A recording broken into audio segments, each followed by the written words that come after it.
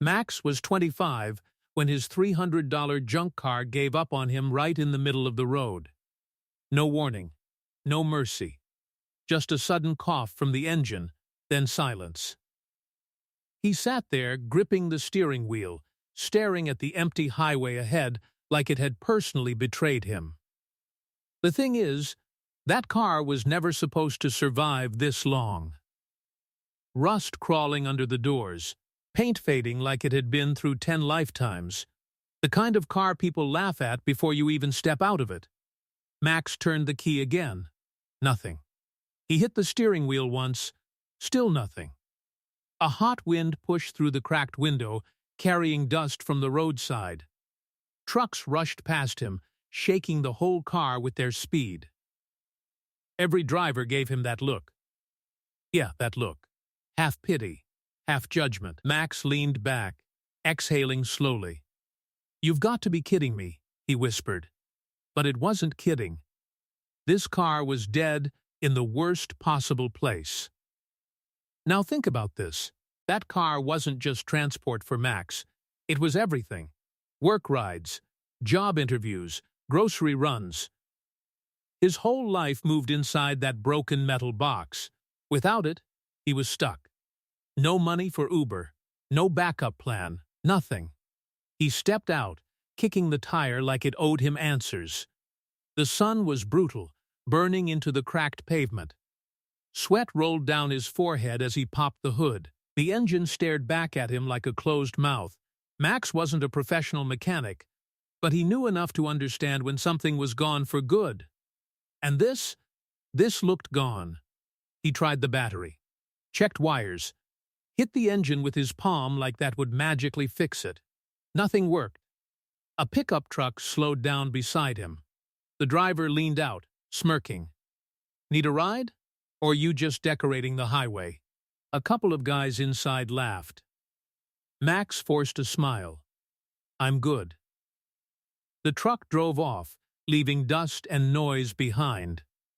That's when the silence hit harder. He pulled out his phone. Called a tow service. The price made him freeze. $200 just to move the car. He had $300 in his account. That car was worth more to tow than it was to sell. "Yeah, I can't do that," he muttered and ended the call. Max sat back inside the car, staring at the cracked dashboard. Funny thing is, people always assumed he was stuck because he was careless. Truth was different. He used to work in a small auto shop back in Ohio, learned engines by listening more than reading. His boss even said he had good hands, but the shop closed down last year. Rent too high. Business too slow. Since then, Max had been drifting between small jobs, barely keeping life together. And this junk car? He bought it because it was all he could afford. $300. Cash. The seller even laughed when handing over the keys. "You'll get a week out of it. Maybe 2. The guy said. It had been months. Max stepped out again, running a hand through his hair. "I just need 1 more week out of you," he said quietly, like the car could hear him. He kicked a rock down the road. That's when he noticed something strange. A faint sound. Not from the engine. Not from the tires. From inside the car. He paused. Listened. There it was again. A soft metallic clink. Max frowned. He leaned closer to the passenger side door. The sound came again. Clink. Clink. He opened the door slowly. The sound stopped. He sat still for a moment, waiting. Nothing. He was about to dismiss it when the sound came back, even softer this time, like something shifting under pressure. Max's eyes narrowed. Okay, what the hell is that? He leaned forward, checking under the seat. Nothing. Glove box, empty. Trunk? Locked. Then he noticed something he hadn't before. A loose panel near the back seat, slightly misaligned. He pressed it. It shifted. And inside, just barely visible through the gap, something metal, wrapped, hidden. Max froze. Because that wasn't part of any normal junk car, and the sound, it came again. Closer this time. Almost like it was waiting for him to open it. He swallowed hard, fingers hovering near the panel. Then he whispered to himself, "All right, what did I just buy?" And slowly, he pulled it open. Max pulled the panel open slowly. The metal creaked like it hadn't been touched in years. For a second, nothing happened, just darkness inside the hollow space behind the seat. Then the sound came again. Clink. This time closer, sharper. Max leaned in, his breath tightening. His hand reached inside and brushed against something cold. Metal, wrapped in old dusty cloth. He pulled it out slowly. It was a small steel box. No labels, no markings, just scratches like it had been dragged through time. Max stared at it. "This was in my car the whole time?" He muttered. He turned it over in his hands. Locked. Of course it was locked. Funny thing is, he almost threw it back inside right there. Almost. But something about it didn't feel random. It felt placed. Hidden on purpose. Max sat back in the driver's seat, the box resting on his lap. Outside, the highway kept moving like nothing important had ever stopped there. But inside that broken car, something had changed. He tried shaking the box. Nothing. He pressed around it. Solid. No sound except that same faint clink, like something inside was shifting slightly when moved. Max looked around. No tools, just him, a dead car, and a mystery he never asked for.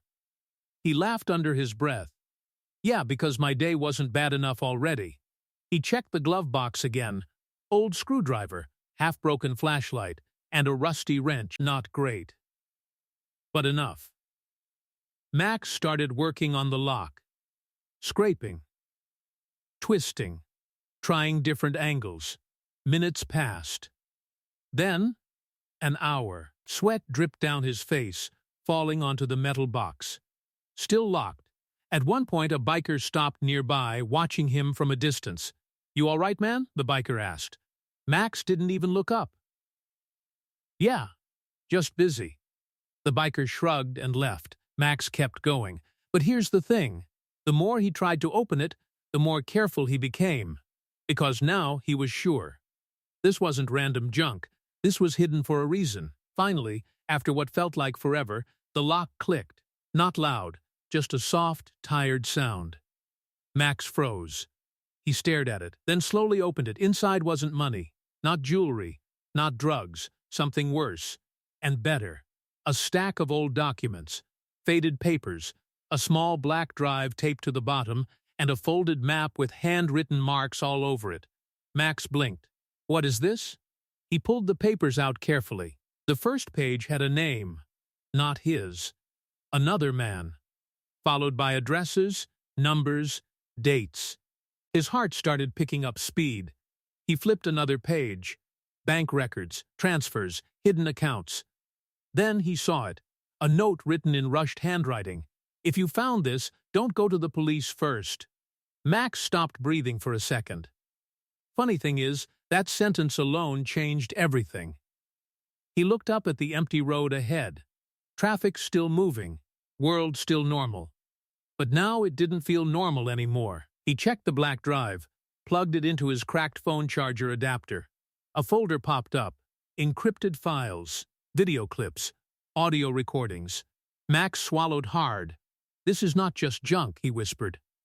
Outside, the wind picked up, shaking the car slightly. Inside, the silence felt heavier than before.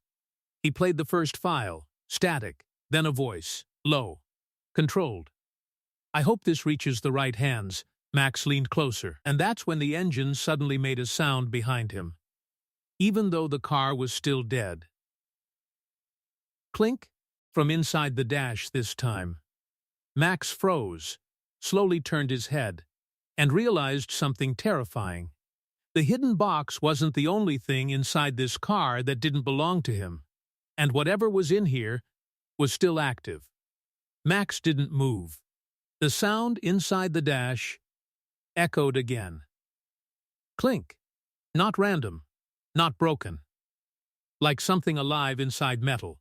He slowly reached forward and turned off the engine power switch, even though the car was already dead. Silence dropped hard. But his heart didn't slow down. It got worse. Max looked at the black drive still plugged into his adapter. The screen was frozen on encrypted files. The folders were still there. Waiting. "Okay," he whispered. "This is getting weird." He unplugged it. Then, it happened. The dashboard light flickered once, then again.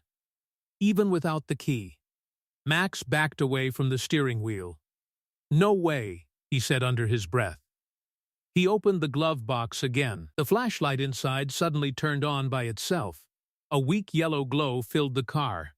Max's breath got stuck in his throat. He didn't touch it. It just turned on. That's when the radio crackled. Static first, then a voice. Same voice from the file. "I told them this would happen." Max's skin went cold. He looked around the empty road outside. No one there, just wind and heat. He whispered, "Who are you?" The radio didn't answer. Instead, another sound came from under the passenger seat. Clink! Then sliding metal. Max pulled the seat cover back fast. His fingers found a thin metal panel he had never noticed before. Another hidden compartment. "No," he muttered. He opened it. Inside was a second device. Smaller, older, wired directly into the car's system, and it was blinking, alive. Max leaned back, trying to process it. Funny thing is, the junk car wasn't junk at all. It was a cover, a moving storage unit for something someone wanted to hide in plain sight. He grabbed the map from the box again. This time he saw it differently. The marks weren't random. They were locations. 3 in total.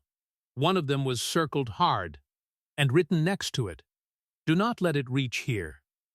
Max stared at it for a long time. Then he laughed once. Nervous. "Of course it's me," he said. "Of course I'm the guy who finds this." He sat there thinking. Call police? No. That note already warned him. Trust no one first. So he did the only thing he knew how to do. He fixed things. Max took a deep breath, pulled the broken wrench, and started opening the hidden panel deeper. Wire by wire, screw by screw. The car wasn't dead. It was locked, like it had been waiting. As he worked, the system started reacting. Lights flickering faster. Radio whispering fragments. You weren't supposed to find it. Max stopped for a second. Then kept going. What is this thing? He muttered. He followed the wiring until it led to a small metal core under the back seat. A sealed unit, military grade, cold to the touch, and it was humming. Max stared at it, and suddenly everything clicked. This wasn't a car, it was a transport shell. A mobile hiding place built around something inside it, something that wasn't supposed to be traced. He stepped back slowly. You've got to be kidding me. Then the voice came again. Not from radio this time, from inside the car speakers. Thank you for waking it up, Max froze. What did I wake up? A pause. Then the voice replied. The record system, the dashboard screen suddenly lit up. Files started auto-opening. Maps, routes, dates, and a live signal. Moving. Max's eyes widened. There's something in this car tracking real time? He whispered. The system beeped once. Then showed a warning. Transfer active. Max stepped back. No, no, no, no. Outside he heard something. Another engine. Approaching. Fast. Headlights appeared in the distance. Not random traffic. Too focused. Too straight. Max grabbed the black drive and shoved it in his pocket. He slammed the hidden panel shut as best as he could. The car outside slowed down. 2 black SUVs stopped behind him. No logos, no noise, just doors opening. Max sat still. Then, the radio spoke one last time. Now they know you have it. Max looked down the road. The same road that had laughed at him hours ago. Now it felt like it ended here. He exhaled slowly. You know what? He whispered. I was already broke. Let's see how bad this can get. He turned the key. The engine didn't just start. It roared, like it had been waiting too. The broken junk car that refused to move for hours suddenly came alive. Max grabbed the wheel and drove. Dust exploded behind him as the old car shot forward. The SUVs followed instantly. Fast. Clean. Professional. Max wasn't running anymore. He was part of something he didn't understand. But here's the twist. As he drove, the car screen changed again. A new message appeared. Driver accepted. Max blinked. What does that mean? The system didn't answer. But the map updated. A new route, leading somewhere far from the highway. Somewhere hidden. And for the first time since all this started, Max didn't feel like he found the secret. He felt like the secret found him. The road stretched ahead, empty and endless. Behind him, engines closing in. And inside his hands, a steering wheel that suddenly mattered more than anything in his life. Max whispered to himself, "I just wanted a working car." The car didn't slow down. And the map kept changing, like it wasn't finished with him yet. Not even close.